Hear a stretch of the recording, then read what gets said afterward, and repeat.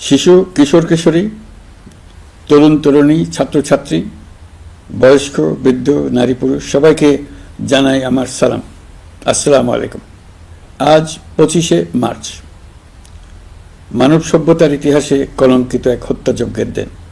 1971 সালের আজকের রাতে পাক হানাদার বাহিনী নিরপরাধ, নিরস্ত্র, ঘুমন্ত বাঙালির উপর নির্মমভাবে গুলি চালিয়ে হাজারো মানুষকে হত্যা করেছিল।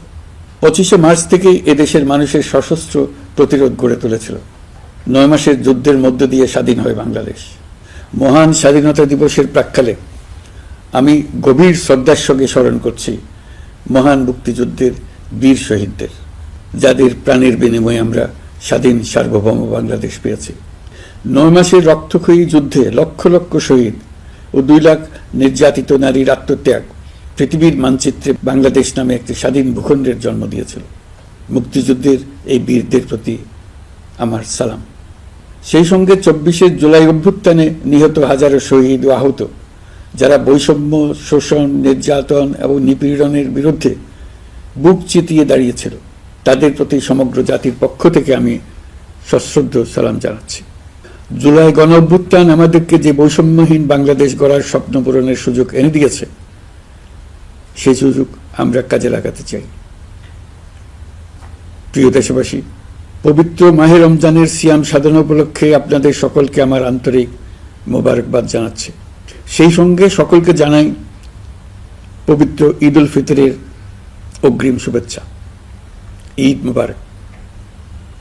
এবারের ঈদ স্মরণীয়ভাবে আনন্দদায়ক হোক, এই কামনা করছি। বর্তমান সরকার দায়িত্ব গ্রহণের পর থেকেই দ্রব্যমূল্য নিয়ন্ত্রণে জোর ব্যবস্থা নিয়েছে। রমজান ও ঈদে বড় চ্যালেঞ্জ ছিল জিনিসপত্রের দামের লাগাম টেনে ধরা, বিদ্যুৎ সরবরাহ নিশ্চিত করা। এই রমজানে যাতে কোনো পণ্যের দাম বেড়ে না যায় এবং বিদ্যুৎ সরবরাহ যেন বিঘ্নিত না হয়, সেজন্য আমরা সর্বোচ্চ চেষ্টা করেছি। রমজান মাস জুড়ে সরবরাহ চেনের প্রতিবন্ধকতা কঠোরভাবে প্রতিহত করতে সব ধরনের ব্যবস্থা আমরা নিয়েছি। দেশের সকল জায়গা থেকে খবর এসছে যে এই রমজানের দ্রব্যমূল্য আগের তুলনায় কমেছে, জনগণ স্বস্তি পেয়েছে। দাম নিয়ন্ত্রণে এই প্রচেষ্টা চলমান থাকবে। প্রিয় দেশবাসী, গত 16 বছরে শেখ হাসিনা যে ভয়াবহ লুটপাট কায়েম করেছিল, আপনারা সেটার ভুক্তভোগী ছিলেন। ছাত্র জনতার অভ্যুত্থানের মুখে তারা পালিয়ে যাবার সময় এক লণ্ডভণ্ড অর্থনীতি রেখে গেছে। এই পরিস্থিতিতে দায়িত্ব নেবার পর অর্থনীতি পুনরুদ্ধারের জন্য অন্তর্বর্তী সরকার নানা উদ্যোগ নিয়েছে। ব্যাংকিং খাতে শৃঙ্খলা ফিরেছে। ক্রমান্বয়ে অর্থনীতির অপরাপর সুযোগগুলো ইতিবাচক ধারায় ফিরতে শুরু করেছে। এই সরকারের সবচেয়ে বড় চ্যালেঞ্জ মূল্যস্ফীতি। ফেব্রুয়ারিতে মূল্যস্ফীতি 9.32% নেমে এসছে, যা 22 মাসের মধ্যে সর্বনিম্ন। আগামী জুন মাসের মধ্যে এটি 8%-এর নিচে নেমে আসবে বলে আশা করছি। দেশের ধ্বংসপ্রাপ্ত অর্থনীতিতে স্বস্তি এনে দিয়েছে আমাদের প্রবাসী ভাই বোনেরা। অন্তর্বর্তী সরকার দায়িত্ব নেবার পর থেকে রেমিটেন্স ধারাবাহিকভাবে বেড়েছে। ফেব্রুয়ারি মাসে রেমিটেন্স প্রবাহ রেকর্ড গড়েছে, প্রায় 25% বৃদ্ধি পেয়ে $2.5 বিলিয়ন পৌঁছেছে। রেমিটেন্স যোদ্ধারা আমাদের দেশের অর্থনীতি গড়ার বীর সৈনিক। তাদের জন্য প্রক্রিয়াগত যেসব বিষয় রয়েছে, সেগুলো সহজ করে দেওয়া আমাদের দায়িত্ব। তারা যেন ভোগান্তির শিকার না হন, দূতাবাস যেন ঠিক মতো কাজ করে, এটি নিশ্চিত করার জন্য আমরা ব্যবস্থা নিয়েছি। আগামী নির্বাচনে যেন তাদের ভোটাধিকার দিতে পারি, সেজন্য কাজ করছি। পলাতক সরকারের আমলে চট দখলের মতো দেশের ব্যাংকগুলো দখল করে নেওয়া হয়েছিল। আমানতকারীর টাকাকে তারা নিজেদের ব্যক্তিগত টাকায় রূপান্তরিত করে ফেলেছিল। অন্তর্বর্তী সরকারের অন্যতম কাজ ছিল ব্যাংকিং ব্যবস্থায় আস্থা ফিরিয়ে আনা, আমানতকারীর স্বার্থ রক্ষা করে নিয়ম শৃঙ্খলা প্রতিষ্ঠা করা, হিসাবপত্রে বিশ্বাসযোগ্যতা স্থাপন করা। ব্যাংকিং ব্যবস্থায় আস্থা প্রতিষ্ঠা করা গেছে। এর ফলে অর্থনীতিতে শৃঙ্খলা ফিরেছে। অন্তর্বর্তী সরকারের অর্জনগুলোর মধ্যে এটা ছিল খুবই গুরুত্বপূর্ণ। গত সরকারের লুটপাটের মহোৎসবে গত 15 বছরে $234 বিলিয়ন পাচার হয়েছে। এটা আমরা জানি। কত রকমভাবে পাচার হয়েছে তাও জানার বিষয়। অভিনব এক একটা পদ্ধতি ছিল। পাচারের একটা পদ্ধতি সবাইকে হতভম্ব করে দিয়েছে। এই পাচার হয়েছে বিদেশে অধ্যয়নরত সন্তানের কাছে টাকা পাঠানোর নামে। তিনি সন্তানের লেখাপড়ার জন্য এক সেমিস্টারের অর্থাৎ 3 মাসের খরচ বাবদ অফিসিয়াল ব্যাংকিং চ্যানেলে পাঠিয়েছেন $3,33,00,000, অর্থাৎ প্রায় 400 কোটি টাকা। পাচারের এর চাইতে বেশি তাক লাগানো পন্থা আর কি আছে, তার কোনো সীমা আছে বলে আমার মনে হয় না। আইন, নিয়ম, নীতির জায়গায় যখন হরিলুট প্রতিষ্ঠিত হয় তখন এমন সবকিছুই সম্ভব। এই অর্থ পাচারকারীদের দ্রুত আইনের আওতায় নিয়ে আসার লক্ষ্যে ইতিমধ্যে আন্তর্জাতিক তৎপরতা জোরদার করা হয়েছে। প্রিয় দেশবাসী, অন্তর্বর্তী সরকার পৃথিবীর বিভিন্ন দেশের শীর্ষস্থানীয় বিনিয়োগকারীদের সঙ্গে নিয়মিত বৈঠক করে যাচ্ছে। তারা বাংলাদেশের বর্তমান ব্যবস্থায় বিনিয়োগের বিষয়ে খুবই আগ্রহী। আশা করছি দ্রুততম সময়ে দেশে নতুন নতুন বিদেশি বিনিয়োগ আপনারা দেখতে পাবেন। সরকার দায়িত্ব নেওয়ার পর থেকে দেশে রপ্তানি 13% বেড়েছে। জানুয়ারিতে 7% কন্টেইনার হ্যান্ডলিং বেড়েছে। বাংলাদেশ বিনিয়োগ উন্নয়ন কর্তৃপক্ষ ইতিমধ্যে লাইসেন্সিং রিকোয়ারমেন্টস, প্রত্যাবাসন আইন সহ বিনিয়োগকারীদের যে সাধারণ সমস্যাগুলো রয়েছে সেগুলো সমাধানে কাজ শুরু করেছে। বাংলাদেশ বিনিয়োগ উন্নয়ন কর্তৃপক্ষ আগামী মাসে ঢাকায় 4 দিনব্যাপী আন্তর্জাতিক বিনিয়োগ সম্মেলন করছে। বিশ্ববিখ্যাত অনেক বিনিয়োগকারী এতে অংশ নেবেন। ইতিমধ্যে DP World, Singapore PSA, AP Moller Maersk কয়েক বিলিয়ন ডলারের বিনিয়োগের প্রস্তাব করেছে। অন্তর্বর্তী সরকার দায়িত্ব গ্রহণের পর থেকেই স্বতঃস্ফূর্তভাবে পৃথিবীর সকল সরকার আমাদের প্রতি বন্ধুত্বের হাত বাড়িয়ে দিয়েছে। এটা শুরু হয়েছিল গত সেপ্টেম্বরে জাতিসংঘের বার্ষিক বৈঠকে। আপনাদের মনে আছে বিশ্বের সরকার প্রধানরা কিভাবে আমাদের সঙ্গে আগ্রহ নিয়ে দেখা করতে এগিয়ে এসছে। তারপর থেকে যে কোনো সম্মেলনে গিয়েছি, দেখেছি আন্তর্জাতিক নেতৃবৃন্দের আগ্রহ কিভাবে ক্রমেই বেড়ে চলেছে। জানুয়ারি মাসে সুইজারল্যান্ডের ডাভোসে গিয়েছিলাম। এই সম্মেলনে 47টি পৃথক ইভেন্টে আমার অংশগ্রহণ করতে হয়েছে। বিভিন্ন দেশের সরকার প্রধান, মন্ত্রী, বিশ্ব বাণিজ্যের নায়করা, জাতিসংঘের মহাসচিব, জাতিসংঘের বিভিন্ন সংস্থার প্রধানদের সঙ্গে বৈঠক করেছে। তারা আমাদের পাশে থাকার জন্য আন্তরিক আগ্রহ প্রকাশ করেছেন। সম্প্রতি আমি সংযুক্ত আরব আমিরাতে গিয়েছিলাম। তারা বিগত সরকারের সময় আমাদের ভিসা বন্ধ করে দিয়েছিল। আমরা সেই দেশের ভিসার দরজা খোলার চেষ্টা চালিয়ে যাচ্ছি। তারা আশ্বাস দিয়েছেন তাদের দিক থেকে সকল আনুষ্ঠানিকতা সম্পন্ন করে ভিসার দরজা উন্মুক্ত করবেন।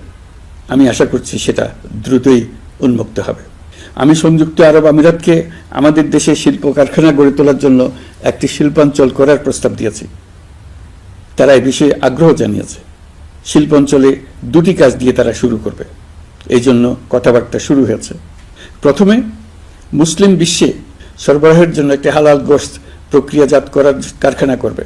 এরপর মৎস্য প্রক্রিয়াজাতকরণের জন্য কারখানা স্থাপন করবে। তারা আমাদের নতুন সামুদ্রিক বন্দর পরিচালনা করার জন্যও আগ্রহ জানিয়েছে।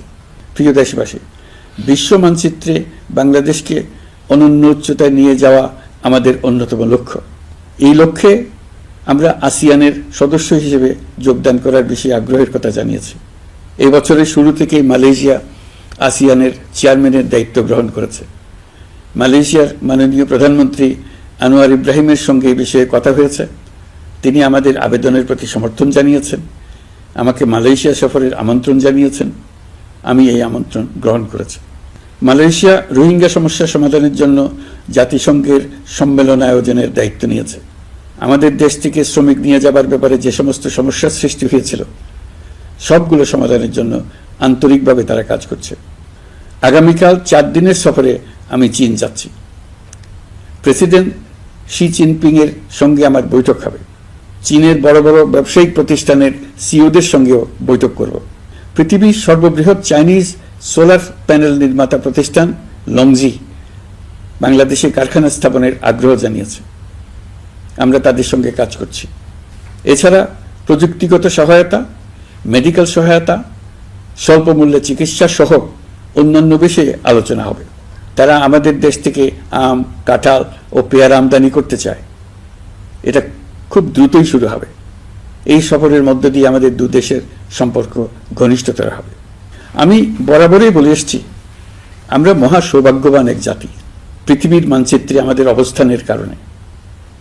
বাংলাদেশ, ভারত, নেপাল ও ভুটান, দক্ষিণ এশিয়ার এই 4টি দেশ মিলে একটি যৌথ অর্থনীতি গড়ে তুলতে পারলে 4 দেশই লাভবান হবে।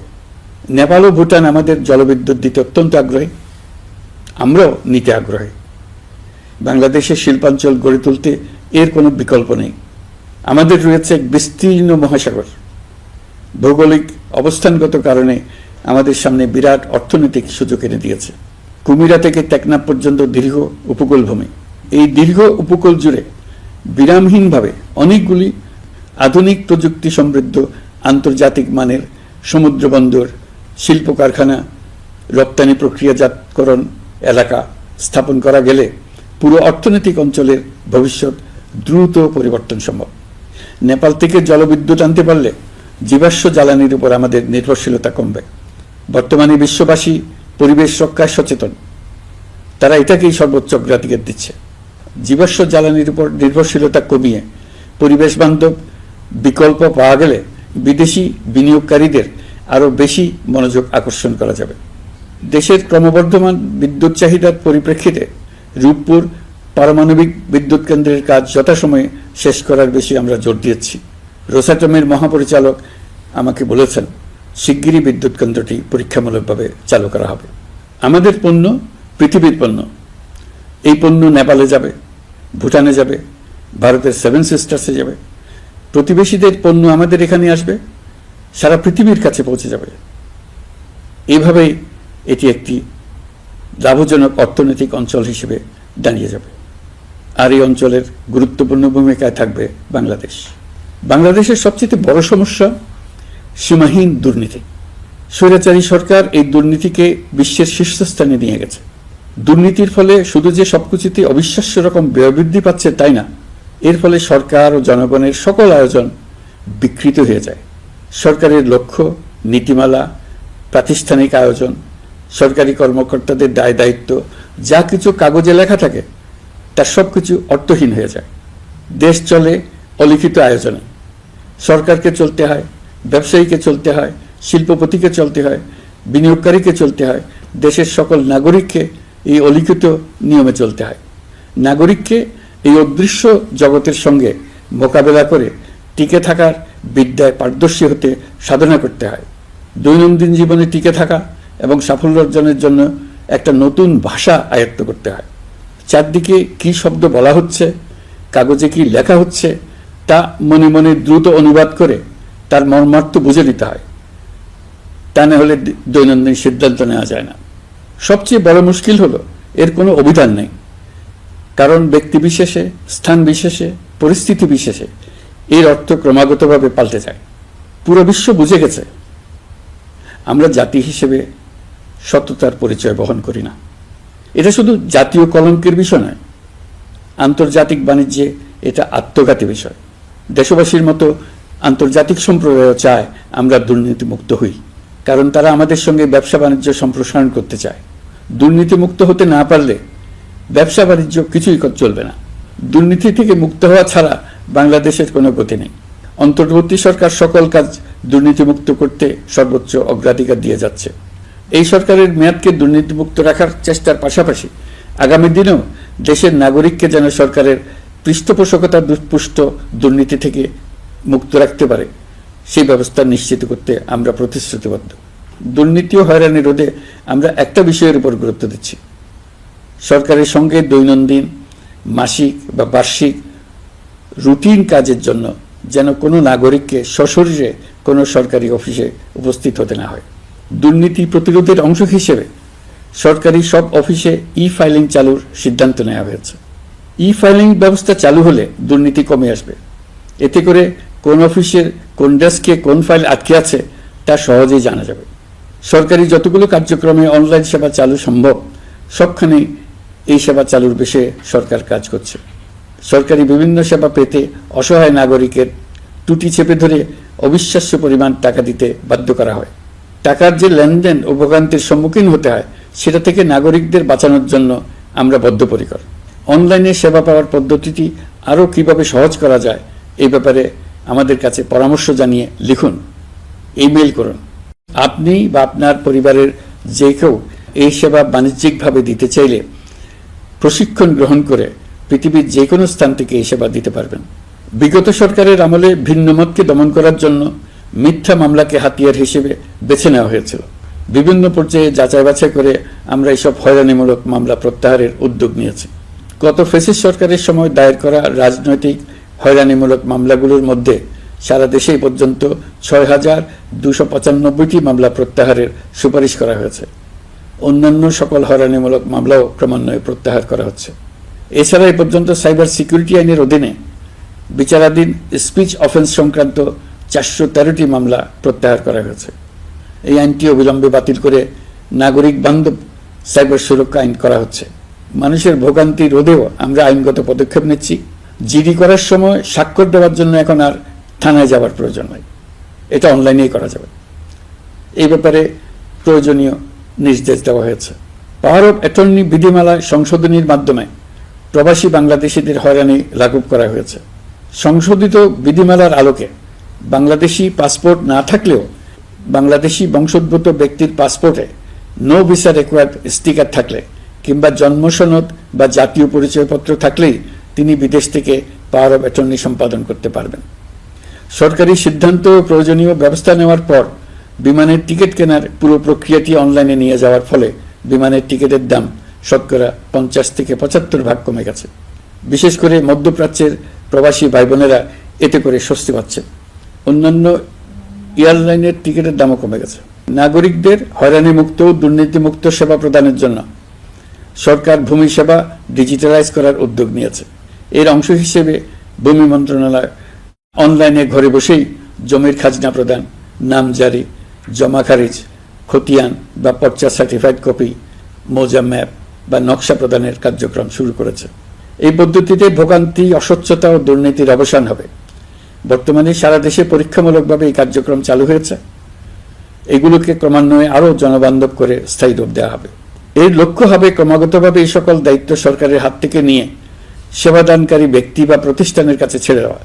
গ্রামের স্কুল কলেজ পাশ করা ছেলেমেয়েরা, গৃহিণীরা ঘরে বসে সারা দেশে এই সেবা দান করবে এবং অনেকে তাদের কৃতিত্বের জন্য প্রসিদ্ধ হয়ে পড়বে। তারা সারা দেশের গ্রাহকদের সেবা নিজের গ্রাম থেকেই প্রদান করবে। রাজস্ব সংস্কার কমিশনের সুপারিশ অনুসারে জাতীয় রাজস্ব বোর্ড বিলুপ্ত করার সিদ্ধান্ত নেওয়া হয়েছে। এর জায়গায় দুটি পৃথক বিভাগ করা হচ্ছে। একটি হলো নীতি প্রণয়ন বিভাগ বা জাতীয় রাজস্ব নীতি বোর্ড, অন্যটি বাস্তবায়ন বিভাগ বা জাতীয় রাজস্ব সংগ্রহ বিভাগ।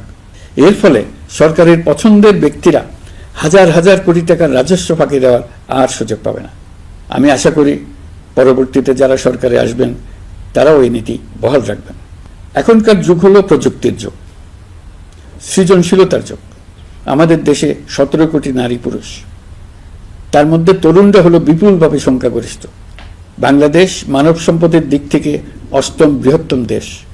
একযোগে এই তরুণরা সৃজনশীলতা প্রকাশের সুযোগ পেলে বন্যার স্রোতের মতো আমাদের দেশ দ্রুত বেগে পৃথিবীর বাজারের মধ্যস্থানে চলে যাবে। এই বিপুল তরুণ গোষ্ঠীর সামনে থেকে পথের বাধা সরিয়ে দেওয়াই হলো আমাদের সরকারের প্রধান লক্ষ্য। প্রযুক্তি আমাদের জন্য সুযোগ সৃষ্টি করেছে, আমরা দ্রুত বেগে এই সুযোগ গ্রহণ করার কাজে নিজেদের নিয়োজিত করেছি। এমনভাবে আমরা প্রযুক্তি ব্যবহার করার কাজে নিয়োজিত হয়েছি যাতে নাগরিকের আঙ্গুলের ইশারায় সরকার তার সেবা নাগরিকের কাছে তাৎক্ষণিকভাবে হাজির করে। তা নিশ্চিত করার জন্য আমরা সেই সেবা দিতে চাই প্রযুক্তির মাধ্যমে, সরকারি অফিসের মাধ্যমে নয়। ইতিমধ্যে পাসপোর্ট পেতে পুলিশ ভেরিফিকেশনের নিয়ম আমরা বাতিল করে দিয়েছি। এর ফলে বর্তমানে নাগরিকরা আগের চাইতে সহজভাবে পাসপোর্ট সেবা পাচ্ছেন। পুলিশ রিপোর্ট প্রাপ্তির নিয়ম বাতিল করার পর এই পর্যন্ত ৭০,০০০ নতুন পাসপোর্ট, যা বহুকাল ধরে পুলিশ রিপোর্ট আসার অপেক্ষায় আটকে ছিল, তা দ্রুত আবেদনকারীদের হাতে পৌঁছে দেওয়া হয়েছে। পাসপোর্ট প্রাপ্তি সহজ করার জন্য আমরা পুরনো পদ্ধতি বাতিল করে ইলেকট্রনিক পাসপোর্ট প্রচলন শুরু করেছি। এর ফলে দ্রুত পাসপোর্ট দেওয়া সম্ভব হচ্ছে। দেশের অভ্যন্তরে ই পাসপোর্ট হোম ডেলিভারি দেওয়া সম্ভব হচ্ছে। আগামীতে সকলেই ঘরে বসে পাসপোর্ট পাবেন, এটা নিশ্চিত করার চেষ্টা করছে। পাসপোর্ট দেওয়ার দায়িত্বে নিয়োজিত কর্মকর্তারা অত্যন্ত উৎসাহ সহকারে দ্রুত এসব পরিবর্তন আনার ব্যাপারে এগিয়ে আসছেন দেখে মনটা আনন্দে ভরে যায়। প্রিয় দেশবাসী, হজ মুসলমানদের জন্য সবচেয়ে গভীর আধ্যাত্মিক সফরগুলোর মধ্যে প্রধান। সারা জীবন তারা হজ পালনের জন্য অপেক্ষা করেন। পবিত্র হজ পালনে বাংলাদেশের হাজিরা প্রায় বিভিন্ন চ্যালেঞ্জের সম্মুখীন হন। ভাষাগত বাধা, স্বাস্থ্য ঝুঁকি, অতিরিক্ত ভিড়, প্রশাসনিক জটিলতা এবং লজিস্টিক সমস্যা সহ নানা অসুবিধা। হজের অভিজ্ঞতাকে মসৃণ ও নিরাপদ করতে অন্তর্বর্তীকালীন সরকার একটি মোবাইল অ্যাপ তৈরি করেছে, যা সম্মানিত হাজিদের যাত্রার আগে, যাত্রা চলাকালীন সময়ে এবং ফিরে আসার পরেও প্রয়োজনীয় সহায়তা প্রদান করবে। এই অ্যাপটি বাংলা ভাষায় রিয়েল টাইম নির্দেশনা ও সহায়তা প্রদান করবে। সরকার সমর্থিত বিশেষ ডেবিট কার্ডের মাধ্যমে বিদেশের স্থানীয় মুদ্রায় আর্থিক লেনদেন নিশ্চিত করবে। লাগেজ যাতে হারিয়ে না যায় তার জন্য লাগেজ ট্র্যাকিংয়ের ব্যবস্থা থাকবে। মোবাইল ফোনের মাধ্যমে হজযাত্রীরা প্রত্যেক দিন ওই দিনের করণীয় ও যাতায়াতের বিস্তারিত বিবরণ জানতে পারবেন। যেদিন যে দোয়া পড়তে হবে সেটা স্মরণ করিয়ে দেবে। যেসব পবিত্র স্থানে যাবেন সেসবের ছবি সহ ইতিহাস বর্ণনা করবে। হাজিদের মনে কোনো প্রশ্ন জাগলে কল সেন্টারে ফোন করে সেই প্রশ্নের উত্তর পাবেন। শরীর খারাপ লাগলে ডাক্তারের সঙ্গে যোগাযোগ করিয়ে দেবে। সম্মানিত হাজিদের কোনো পরামর্শ থাকলে সেটা পরামর্শ পৃষ্ঠায় লিখে দিতে পারবেন। ভ্রমণের দৈনন্দিন ঝামেলার জন্য হজের মূল লক্ষ্যকে পরাজিত করতে না পারে তার জন্য সকল ব্যবস্থা এতে রাখা থাকবে।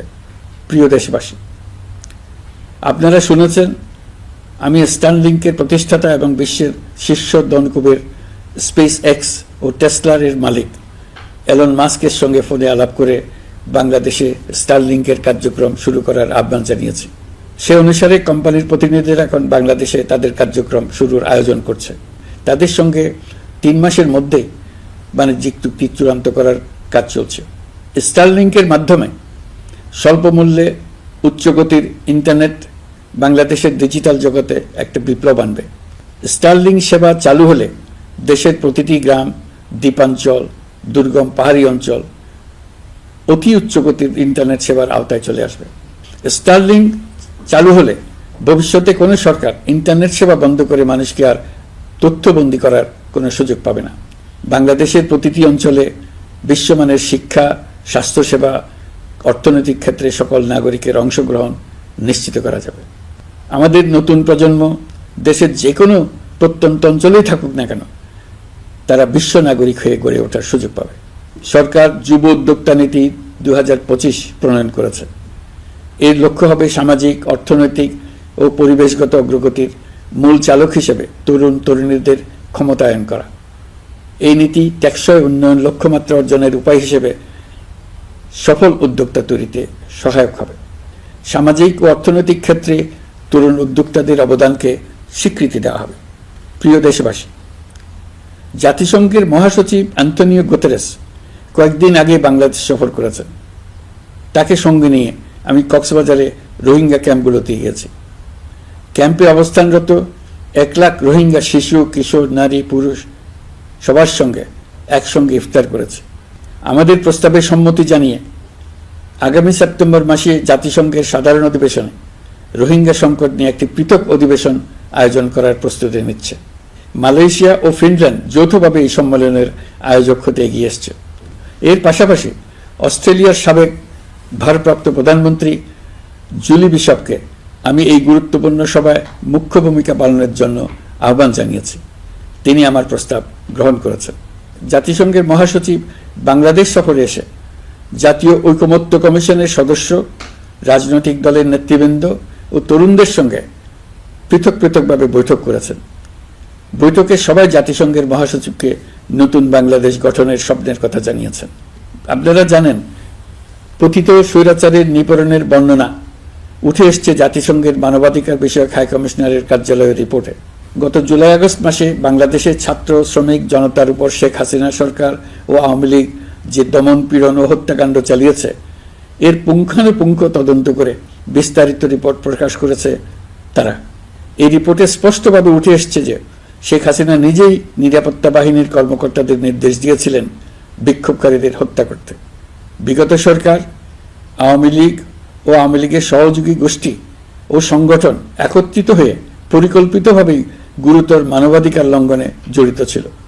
মানবাধিকার বিষয়ক হাইকমিশনারের রিপোর্টে বলা হয়েছে, বিক্ষোভ চলাকালে প্রায় 1400 জন নিহত হয়েছেন, যার মধ্যে প্রায় 13% শিশু। বিক্ষোভের সম্মুখ সারিতে থাকার কারণে আমাদের জুলাই কন্যারা নিরাপত্তা বাহিনী ও আওয়ামী লীগের সমর্থকদের দ্বারা আক্রান্ত হয়েছে, এমনকি যৌন নির্যাতনের শিকার হয়েছে। জাতিসংঘের রিপোর্ট পড়ে সবার গায়ের লোম দাঁড়িয়ে গেছে। কি ভয়াবহতা!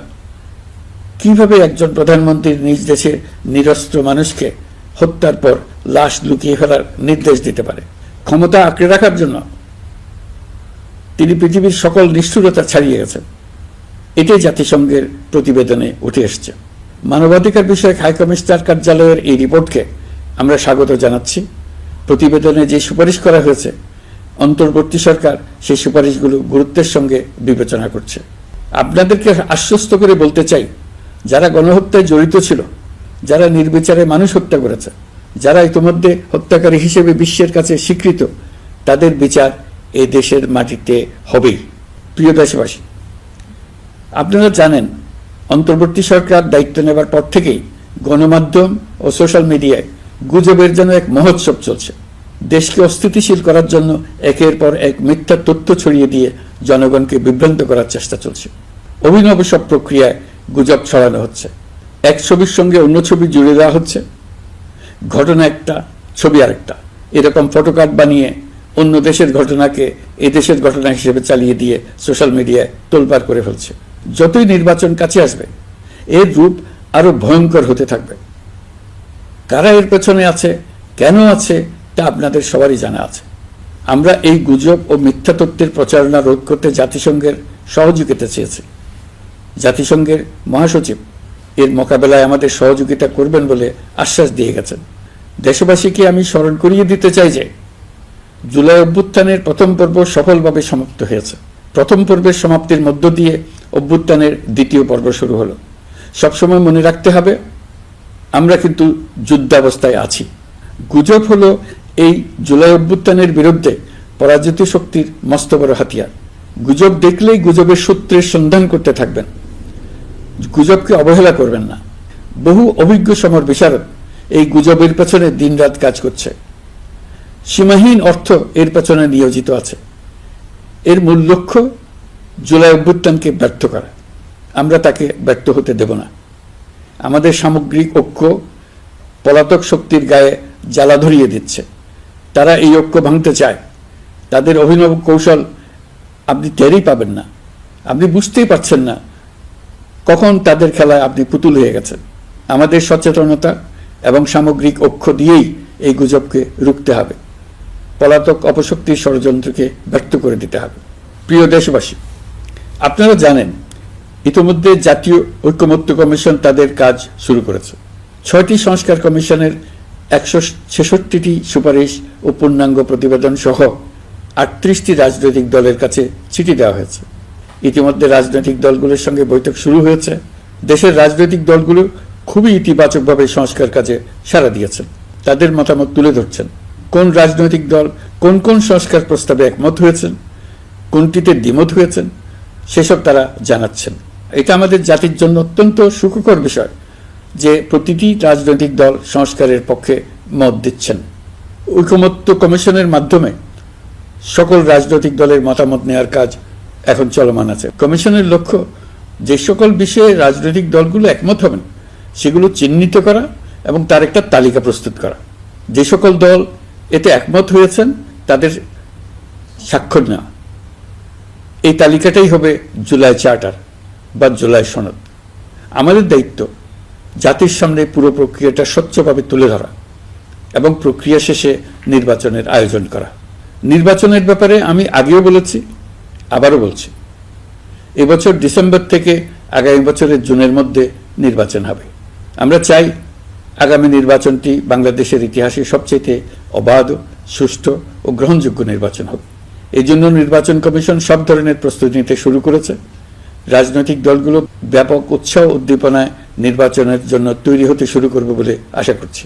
প্রিয় নাগরিকবৃন্দ, আমাদের দেশের নারীরা দীর্ঘ আন্দোলনের মাধ্যমে বহু বছর ধরে অনেক বাধা পেরিয়ে একটু একটু করে সামনে এগিয়ে যাচ্ছে। স্বাধীনতার 54 বছর পরেও এদেশের নারীরা অর্থনৈতিক, রাজনৈতিক, সামাজিক বৈষম্যের শিকার। বাংলাদেশের ইতিহাসে এখন পর্যন্ত যত আন্দোলন সংগ্রাম হয়েছে তার মধ্যে জুলাই গণ অভ্যুত্থানে নারীদের অংশগ্রহণ ছিল সবচেয়ে বেশি। গণ অভ্যুত্থানে নারীরা দুঃসাহসিক ভূমিকা রেখেছে, পুরনোকে দূরে ঠেলে দিয়ে নতুনের ভিত্তি স্থাপনের প্রতিজ্ঞা নিয়েছে। তারা ব্যাপক সংস্কারের কথা বলেছে, সর্বত্র নারীদের ভূমিকা আরও জোরালো করার কথা বলেছে। আমি মনে করি জুলাই গণ অভ্যুত্থান বাংলাদেশের প্রেক্ষিত বদলে দিয়েছে। জুলাইয়ের পর নারীদের অবস্থান ইতিবাচকভাবে পরিবর্তন হবে, সেটাই আমরা চাই। আমরা বাংলাদেশ নিয়ে নতুন করে ভাবতে চাই, আর এই নতুন ভাবনায় নারীদের অবস্থান উচ্চতম পর্যায়ে অগ্রাধিকার পাক, সেটাই আমরা চাই। পরিবারের সকল সদস্য, পাড়া প্রতিবেশী, ধর্মীয় প্রতিষ্ঠান, স্কুল, আপনারা আপনাদের নিজ নিজ অবস্থান থেকে ছেলে শিশু ও মেয়ে শিশুর মধ্যে যেন কোনো বৈষম্য সৃষ্টি না হয় তা নিশ্চিত করুন। আসুন নতুন বাংলাদেশে সবাই মিলে শিশুদের জন্য সুস্থ পরিবেশ নিশ্চিত করি। জুলাই গণ অভ্যুত্থানে অংশ নেওয়া নারীরা তাদের অধিকার প্রতিষ্ঠার ব্যাপারে দৃঢ় প্রতিজ্ঞ। দেশে বিরাজমান বৈষম্যগুলো চিহ্নিত করে নারীর প্রতি সহিংসতা প্রতিরোধ ও বৈষম্য নিরসনে আমাদের প্রত্যেককে একসঙ্গে কাজ করতে হবে।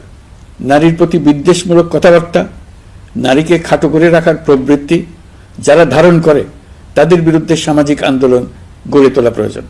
আধুনিক প্রযুক্তি সকল প্রকার বাধা ভেঙে দেওয়ার মহাশক্তি আমাদেরকে দিয়েছে।